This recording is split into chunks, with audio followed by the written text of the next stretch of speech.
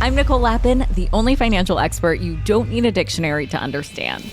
It's time for some money rehab.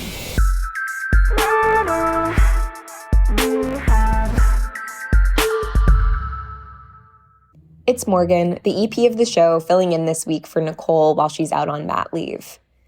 A few weeks ago, Nicole did an episode about old school businesses that are finally having their day in the sun and getting real props for their recurring revenue. Businesses like plumbing companies, pest control, and laundry. According to data from PitchBook, private equity investors have bought over 800 plumbing, electrical, and HVAC companies since 2022. Today, I'm talking to someone who saw this potential long ago. Ajay Prakash, co-founder and CEO of Rinse, a company that is building the first national brand in laundry and dry cleaning. And you might be thinking, how excited could someone really get about running a laundry business? The answer will surprise you. My fiancé Jack bought and operated a laundry business in college with some of his friends. One of his partners in that business, Eitan, hi Eitan, went to work at, you guessed it, Rinse after college, and you should see how excited Jack and Eitan get when they talk about laundry, even now. So in my conversation with Ajay, I wanted to see what all the fuss was about. And I have to admit, I'm kind of excited about laundry now.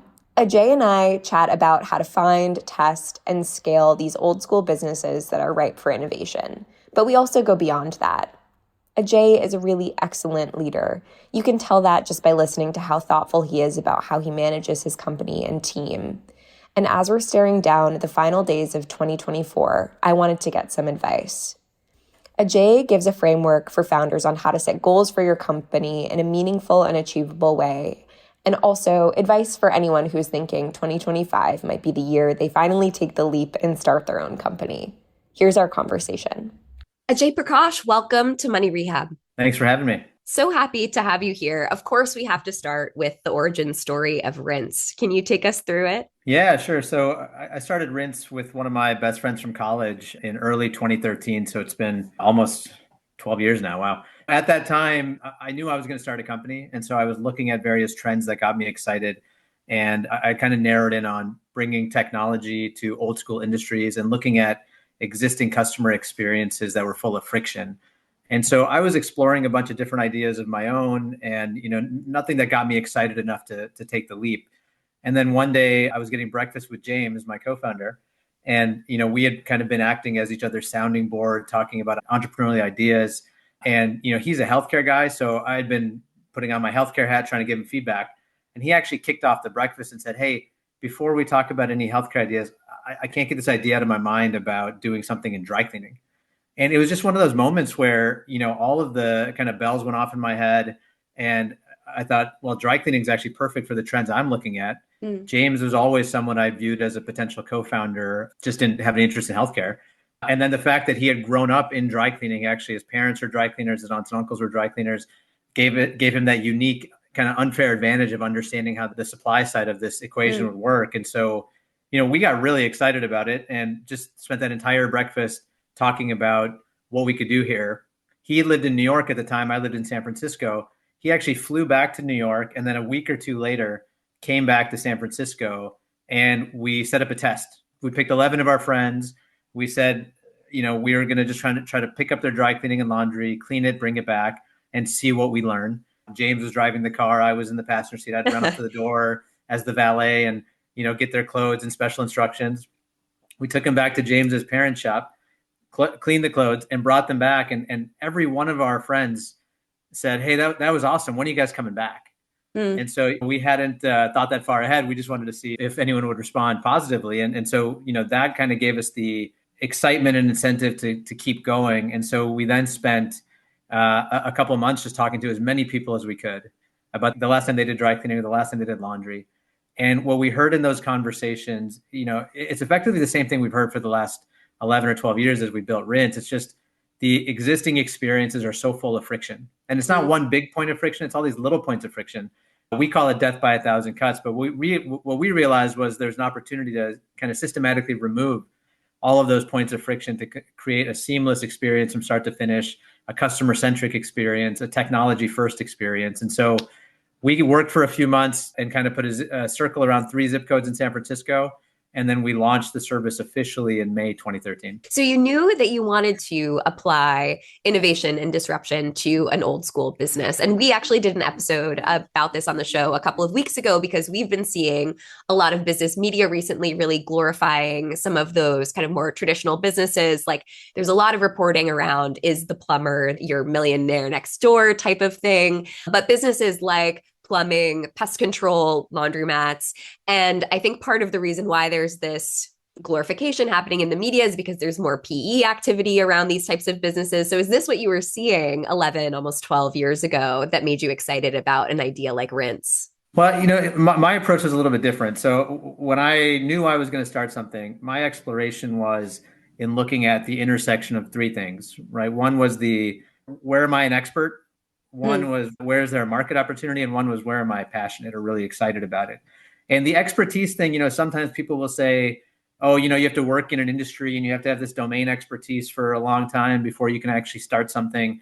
And for me, the expertise that I brought to the table was someone who had always worked really long hours, was always really busy, and never had enough time to do the things I needed to do. And so all of the ideas I was exploring on my own were around removing that friction that a busy consumer has. And at the time, if you think about when you start a company, people will always look and say, hey, why me? Why now? The why now at the time was less about, PE thinking about old school industries and more about it was when Uber and Lyft were really exploding and people were looking at their phone as the remote control for their lives. And the iPhone had become ubiquitous. And so there were on-demand companies in every vertical, on-demand car washes, on-demand shipping, on-demand house cleaning, you name it. And I think, for me, the idea of pressing a button and having something happen was really compelling as a busy professional.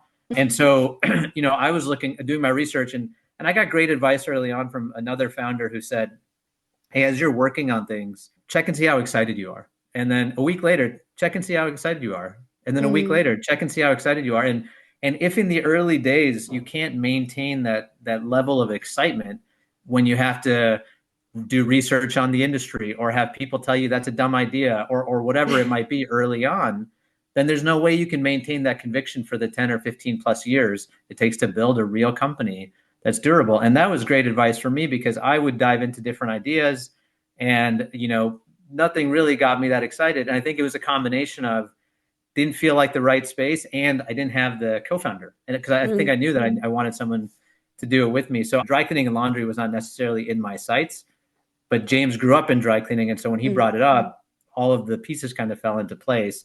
And then we started working on it. And I just kept getting more and more excited as we were building. And I'm glad I did because now it's almost 12 years later and, I'm still excited, but you really have to maintain a lot of excitement and conviction to weather all the storms in the journey. I love that sort of check-in of, are you still excited about this? Are you still excited about this? And so you went through that process of saying, what am I good at? And then you mentioned another question you asked yourself, which is so important. And it's that question of like, is this something that's needed? Like, what do people need? And I think that can be an easy trap for entrepreneurs to fall into if they're just really excited about an idea. They feel like they want to do something, but actually testing whether or not something is needed. Their ideal customer profile is somebody who actually needs this service. And so you did a test with 11 friends. Was there anything about that test that surprised you? Well, first, it was a critical piece of understanding whether we want to take the leap. And there's a lot of people who will kind of build the product and they don't want to show it till it's perfect. Yeah. What you need when you start a company, especially consumer facing, is velocity to insights. You got to move as fast as possible to figure out if anyone cares. I don't know if anything surprised us. The biggest thing overall was people were really excited. And so we knew we were striking a chord and there was something there where people actually cared about what we were building. And I remember James saying for him, one of the big aha moments was people actually paid us. We didn't do this for free. We charged them at cost. So we didn't make money, but they actually paid us for the service that we literally took, a week or two to kind of get set up. But what we did is we learned a lot in the process, right? We tested morning, we tested evening, we tested during the day. And like, as an example there, if you're 5 minutes late in the morning, you're ruining someone's day because they got to get out the door. Yeah. If you're 5 minutes late in the evening, nobody cares. And so there were little insights like that were really helpful. But the biggest thing was, do people want this? Is this actually solving a pain point? And then kind of learning in that testing, what are some of the things we need to really nail? Like, oh, that experience at the door for the valet is important. Oh, when you take, like, I found we had a bunch of random laundry bags, and we picked up people's clothes and we wrote their name on a piece of paper and the service type, and we threw it in there. And I found after 2 or 3 customers, I couldn't remember whose bag was who. So it gave us this sense of like, wow, this is operationally going to become really complicated. And so you got to build the systems to be able to manage that. And those were little nuggets we learned early on. But the biggest thing was, hey, people really want this. This is exciting. And so that kind of led us into that need finding and the journey to say, okay, let's go build this. Yeah, debatably one of the more important steps. Was Rinse always called Rinse, or was there another idea for the name of the business that you tossed around? It has been Rinse since after that test. And I'll tell you, I had experience at the time with consumer startups, with the last startup I was at, and also with a lot of the on-demand companies. That were coming out, what we found was there were companies that were, either spelling a word wrong, like Lyft, Lyft with a Y. That's the only company I think that survived that. But there was a company called Ship with the Y, and there was a bunch of those. Yeah. Or there was a lot of .ios or .lys. The vision here has always been to build a household name, to build a national brand, to build a durable company.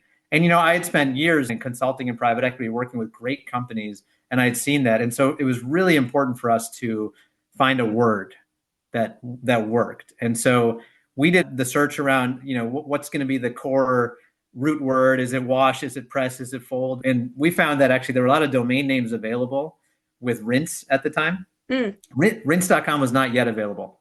But what we did was in the test, we called it Rinse Me. That was just like a placeholder. Yeah. And we got feedback from people that wasn't a very good name. The URL originally, when we launched in May 2013, was rinsenow.com. That's where we put a landing page up. But we were really, after we knew we were going to do this, James and I went back and forth a lot on this. Could we create the name without the domain name? But it was all in service of this brand that could become a national brand and a household name. So we were very intentional about calling it Rinse, about making it a word, about making it something that actually made sense. And then shortly after we launched, we actually were able to acquire rinse.com.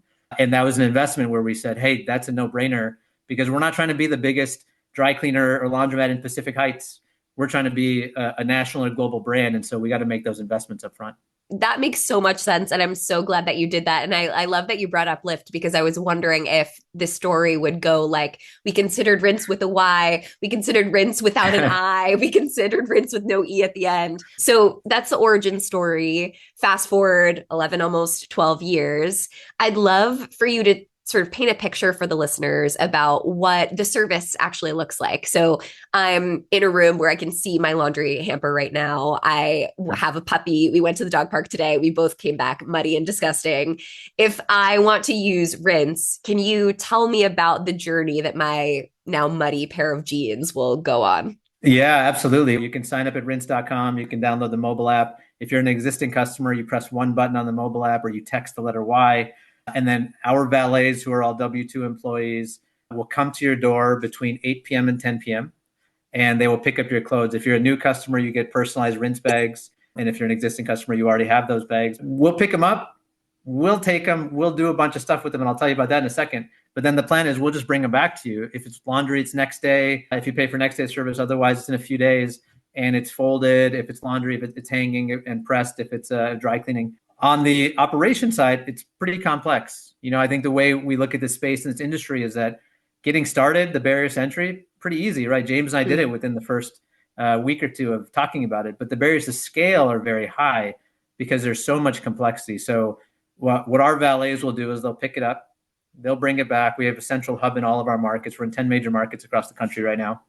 And then we work with local cleaners to clean the clothes. And, for us, there's always been an element here of wanting to help local cleaners grow their business and being very thorough and saying, hey, there are good cleaners out there and bad cleaners out there. We're going to work with the best cleaners and let them do what they do best, which is clean the clothes. And then we'll take care of everything else. We're going to help them grow their business. So we get them the clothes to clean. They have Rinse technology and Rinse processes in their facilities.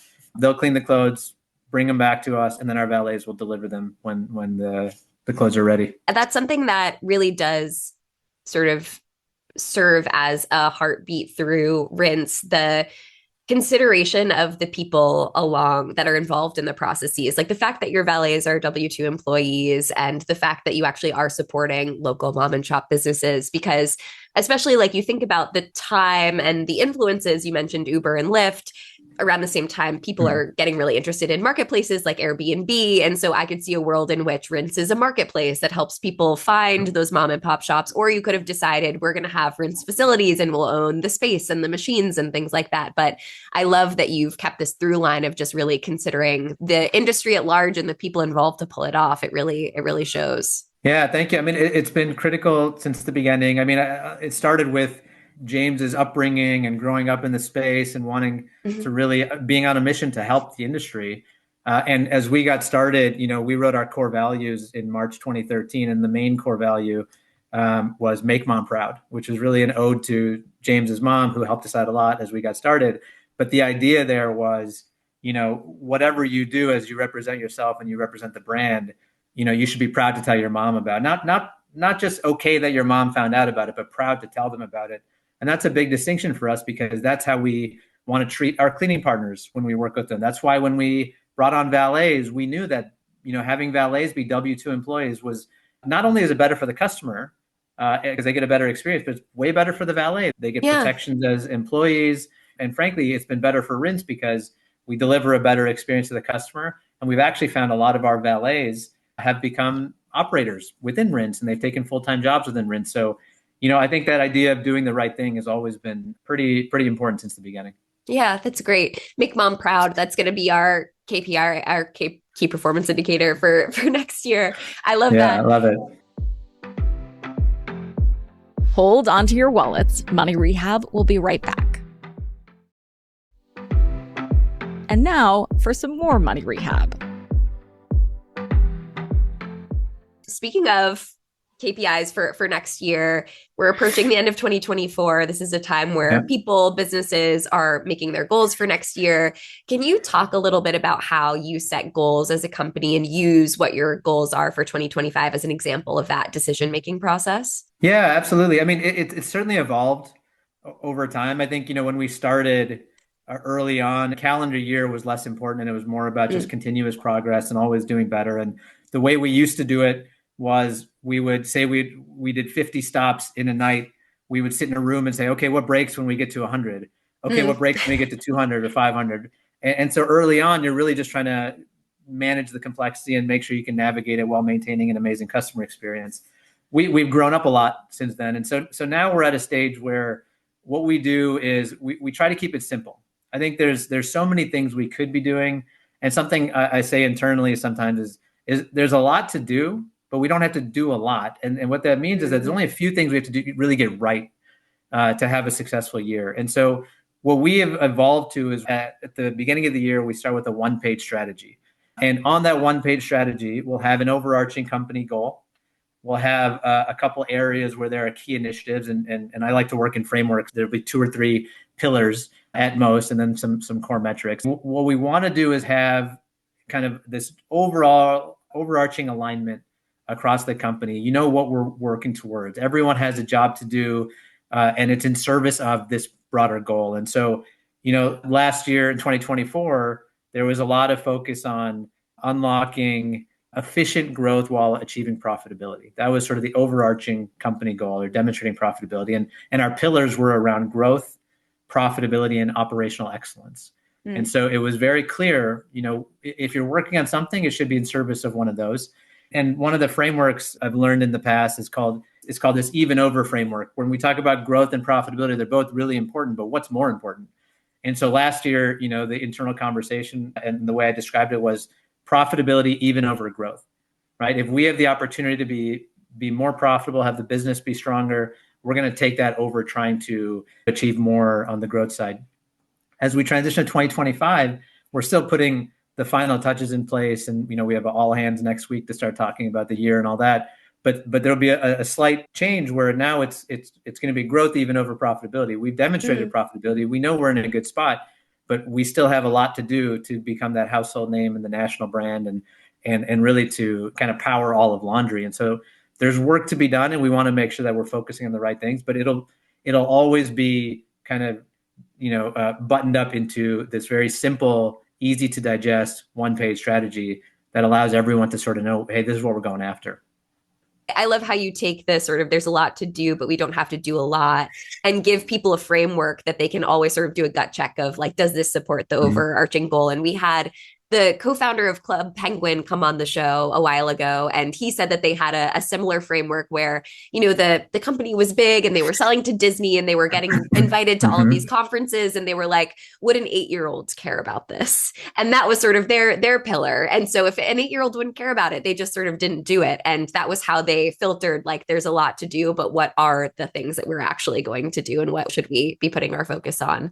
And I know for 2025, in fact, you may be announcing it today as we're talking, but you're doing a partnership with Barrier Free Living. Can you talk a little bit about what that is? Yeah, absolutely. We've always been focused on social impact. We've always focused on doing the right thing. We already talked a little bit about helping local cleaners and W2 valets, but we've also taken clothing donations since the beginning. We've donated several tons of clothes over the years. We've provided free laundry to fundraisers. During COVID, we helped get PPE to local hospitals who needed it. So it's always been kind of one-off efforts that, when we can find the opportunity, we want to do it. But the general core focus has always been, well, no, but we got to grow and we got to become profitable. And certainly when there are things like COVID, it's like, well, we got to navigate this whole thing. Yeah. But I think the nice thing is we've kind of earned the right to formalize this. And so we're launching a social impact initiative. We call it Rinse Rise, where the idea is, where can we provide laundry, which is our core focus, to people where it can be meaningful. And so the first partnership we're kicking off this week is with Barrier Free Living in New York, and it's people who have survived and fled from domestic violence. So what we're going to do is we're going to provide a few months of free clothing care for them as they're kind of working through that transition. So I'm excited about it. It's going to be, hopefully it's a great partnership we can build on, but more importantly, hopefully it's the first partnership of many under the umbrella of Rinse Rise where we can really have an impact. I do think that is such a smart way to provide that social impact, because I remember even when I was going to college, my mom moving me in my freshman year, the first thing she said was, you have to make your bed because that's what makes you feel like you're having this fresh start and you're home. That's really amazing. I'm sure between your social impact work and the growth and profitability goals you have for next year, 2025 is going to be another great year for Rinse. And again, like, this is the time of year where businesses are making their goals for the year. Individuals are also making their goals for the year. Yep. We hear from a lot of listeners who are like, I've always wanted to start a business. It's 2025, the year that I actually do it. Can you give advice for a founder in those shoes, or a would-be founder, about how to know when it's the right time to make the leap? Yeah, I mean, I think it is scary. It's not for the faint of heart. I think it's one of those journeys that it's incredibly challenging, but also incredibly rewarding. But it's one that you don't want to limp into. And so I think first it's important to understand there's never a good time to start a business with life, because you're always busy. Maybe you're thinking about family. Maybe there's financial considerations. There's always something that can kind of hold you back. And so I think the key is to, really understand if you have conviction and excitement over taking that leap. So don't just kind of limp into it because it sounds cool, because it's very, very challenging. But if you have that feeling and you've been thinking about it a lot, I would encourage people to just do the work. You don't actually have to quit your job and move somewhere or do something totally different to start learning and seeing whether or not there's something that gets you excited. Because to me, this is about waiting for those bells to go off and knowing that this is the thing I want to actually take the leap with. And so early on, if you're talking to customers, need finding, you're figuring out what your field of play is going to be, what's the area I want to get into, and you're understanding if there's a pain point that gets you excited. You can do that just through conversations. You don't have to take massive leaps to do that. And then I think, again, gauge, if I'm excited today about something, let me see if it's still in my head. And let me see a couple of weeks later, am I still thinking about that thing? Because, ultimately it's not about stepping away and, I'm going to go raise money tomorrow and I'm going to go build a product.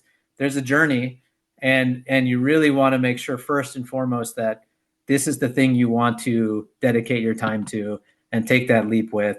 And so I think if you're feeling that itch, I also, by the way, I have the thing that got me to take the leap. There was a great line from a business school professor that stuck with me as I was thinking about this. And it's the idea that regrets for the things you do can be tempered with time. Regrets for the things you don't do are inconsolable. And for me, there was this Wow. feeling of like, oh man, I got to do this at some point. I really want to do this. I got to have that experience. And so if you have that itch, you want to minimize regret and take a shot at it. But I think you don't just go in blindly, right? Be really intentional. Wait for the bells to go off.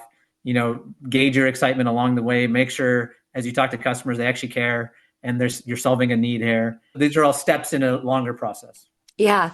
And what about founders or potential founders who are in discussion with friends about starting a business together? I know that this is, of course, something that you did with James. You had known each other since college. And I think people worry, if I start a business with a friend, how do I make sure that neither suffers? The friendship doesn't suffer, but also the business doesn't suffer because of the friendship. So what advice would you give to friends who are considering starting something together?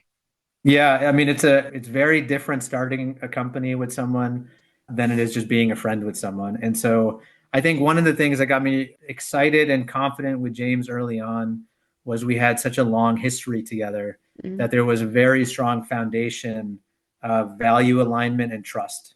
Mm-hmm. And I think that was really important for me to even want to take the leap. But this whole founder journey, it's a lot like a marriage, right? You get into a marriage because of some initial things that make it seem like there's a really strong foundation, but it takes a lot of work, and you learn a lot about the person as the journey goes along. And so for James and I early on, we knew there was implicit trust there. We both thought highly of each other, but we had never worked together. And so we spent a lot of time just early on kind of talking about, hey, what are your working styles? What do you want out of this? What are your expectations? Does this have to be a unicorn in a couple of years? Or are you trying to build a long-term business? How long can you go without taking a salary? There's all these like questions that are not like the things that would come out when you're going out to dinner with a friend or hanging out. And Yeah. so we had a lot of those conversations early on, but I think the key thing has been that the communication, that was sort of the start of really good communication throughout. Because what has happened as we've kind of scaled and worked together so closely is we know how each other works. We're very different in terms of our working styles and how we like to receive feedback and how we like to communicate. And we had to kind of learn that from each other and provide that feedback to know, just like a marriage, you have to know how to communicate. You have to know, you build the trust along the way, and you have to make sure you're really putting in the work and nurturing it. I think that's the important piece. If you lose sight of that, the founding journey, the entrepreneurial journey is a pressure cooker, and it'll exacerbate any sort of negative things within the relationship. So you got to always be working and making sure it's strong. Yeah, that makes so much sense. And that is something we've talked about a bit on the show. We do both, business content, personal finance. And like you're saying about a marriage, it's so important to, once you feel like you're ready to put a ring on it, lock it in. It's like, how old do you want to be when you retire? What are your expectations about like what our lifestyle will be like in retirement? Similar to like, do you want this to be a unicorn? How long can you go without taking a Yeah. salary? It's really helpful to be on the same page there. And so let's talk to some not would-be founders, but founders. You say that one of the priorities for you is ruthless prioritization. Can you Mm-hmm. explain what that is and why that's important? Absolutely. I mean, I think the idea of ruthless prioritization is being incredibly intentional with how you spend your time and making sure whatever you spend your time on has an impact and moves the needle. It's very easy as a founder or early in the journey to spend a lot of time perfecting a product and not talking to a customer, as an example. But you got to talk to the customers to see if they actually care about what you're building. And so, the one thing that's very kind of constant about a startup is that if you give it 24 hours in a day, it will take it. And so as you are building it, you need to be incredibly thoughtful and intentional. And there's always going to be challenges. I mean, the second you become the CEO of a startup, you're going to get invited to a bunch of networking events and a bunch of dinners. And as you start building your company, you're going to get a bunch of feedback from everybody about why you should do X or why you should do Y. And it'll come from smart people. And you gotta be really smart about where you're spending your time, where you're placing your bets. And there's also things around, it would be exciting to do certain things that you haven't quite earned the right to do yet. Mm. And so, I mean, I found with some of my earlier experiences, we would spend a lot of time doing things that bigger companies would do, as opposed to doing the things that allow you to become the big company. And Mm. so really focusing on the things that move the needle is super important. And so, I think that is the idea of ruthless prioritization is to make sure if you're going to spend time doing this, make sure the things you're doing actually matter. We end all of our episodes by asking our guests for one tip that listeners can take straight to the bank. That is such a good one. But if there's any other piece of advice that you could leave our listeners with on career or business, could be anything, fundraising, starting a business, what's one tip that you would leave listeners with today? Yeah, well, I'll give you a few. If you're early in your career, I think the main thing I would tell you is that you just need to be excellent. As you are working in your various jobs, just go above and beyond, always be excellent. And what you'll find is that your reputation is going to follow you everywhere you go. And so if you're early in your career, that's really important. If you're early as a founder, I think the key thing is you have to be ready to manage your psyche, because this is a really hard journey, and you have to be willing to ask for help. I've met a lot of founders who don't want to ask for help, and they want to kind of show this perfect product or show that they already know the answer. But the reality is it's just like parenting and raising a kid, it takes a village. You want to lean on that. If you're building and you are a founder and you're kind of building your company, I think one of the things I've learned over time, I like to say is fix the roof while the sun is still shining. Make sure that you actually, when you have capital or you're in a position of strength or you're early on in learning, make sure you actually go after the hard things. The hard conversations are the only ones worth having, and you want to address those things that can hurt you later. And then I think in general, it is an all-encompassing journey. Being a founder, it's very, very tough. And we talk about ruthless prioritization in the job, but I think it's also really important in life. And so one of my favorite quotes that I think helped me along the way is that in life, you're always juggling balls. Career is like a rubber ball. If you drop it, it'll bounce back. So you don't need to necessarily overthink it. But things like family and health are glass balls. If you drop them, they break. And so just being really smart and intentional about how you prioritize your time is probably one of the best pieces of advice I could give anybody. Money Rehab is a production of Money News Network. I'm your host, Nicole Lappin. Money Rehab's executive producer is Morgan Lavoie. Our researcher is Emily Holmes. Do you need some money rehab? And let's be honest, we all do. So email us your money questions, moneyrehab@moneynewsnetwork.com, to potentially have your questions answered on the show or even have a one-on-one intervention with me. And follow us on Instagram @moneynews and TikTok @moneynewsnetwork for exclusive video content. And lastly, thank you. No, seriously, thank you.